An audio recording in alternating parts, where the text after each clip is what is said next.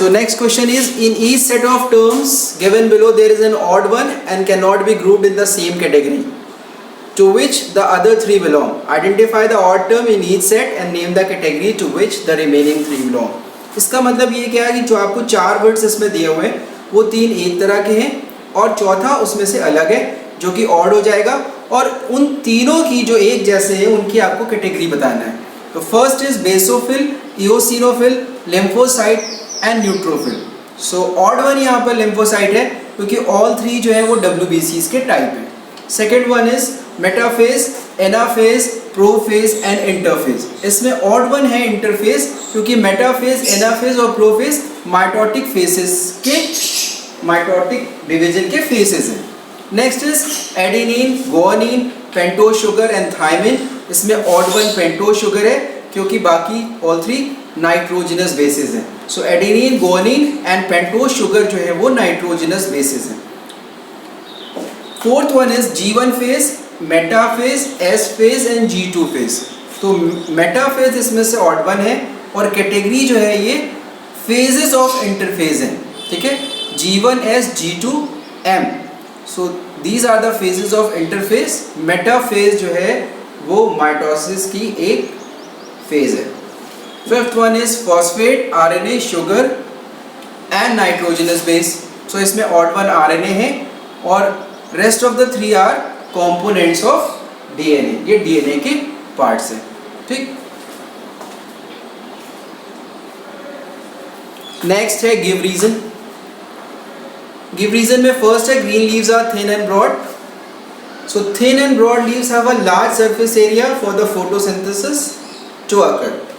अगर थिन और broad leaves होंगी तो इनका सरफेस एरिया लार्जर होगा जिसकी वजह से ये ज़्यादा लाइट ऑब्जॉर्व कर सकते हैं और ये फोटोसिंथेसिस में इनको हेल्प करेंगी.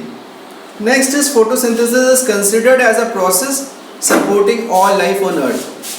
फोटोसिंथेसिस को कंसिडर किया जाता है कि अर्थ पर जितनी भी लाइफ है सबको सपोर्ट करता है. उसका रीज़न क्या है? Because oxygen is given out as a by product और ये हमारे लिए एसेंशियल है. ऑक्सीजन हमारे लिए एसेंशियल है फॉर ब्रीथिंग. सो फोटोसिंथेसिस में oxygen as a by product release होता है. Third one is all living things must excrete. तो जितने भी लिविंग थिंग्स हैं वो सब एक्सक्रीट उनको क्यों करना चाहिए? अगर वेस्ट मटेरियल्स उनकी बॉडी में एक्यूमुलेट हो जाएगा तो पॉइजन्स फॉर्म हो जाएंगे हमारी बॉडी में और हमारे वाइटल ऑर्गन्स को डिस्ट्रॉय कर देंगे. So if waste materials accumulated in the body become poisonous and destroy the vital organs. Fourth one is there is frequent urination in winter than in summer. So winter season में बार बार urination के लिए क्यों जाना पड़ता है? उसका reason है कि in winter sweating is less, so more water is given out in the form of urine. Sweating less होता है तो इसलिए वो urine के form में release होता है. ठीक, summer season में sweating ज़्यादा होती है. ठीक है, वाटर ज़्यादा एब्जॉर्प्शन चाहिए होता है इसलिए यूरिन की फ्रीक्वेंसी कम हो जाती है. Fifth one is people living in hilly regions usually suffer from simple goitre. ठीक है, ऐसे लोग जो पहाड़ों पे रहते हैं, हिली रीजन्स पे रहते हैं, वो सिंपल गोइटर से सफ़र करते हैं. रीज़न क्या है कि iodine is deficient in the soil of hilly regions.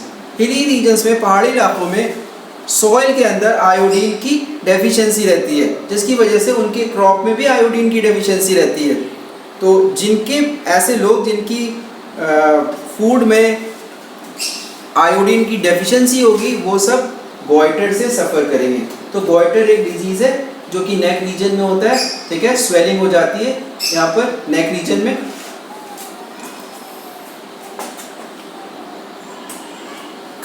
Next is distinguish between. Number one is endocrine gland and exocrine gland. Straightforward answer, endocrine ductless gland है और exocrine glands are with ducts. Second is hormones and enzymes.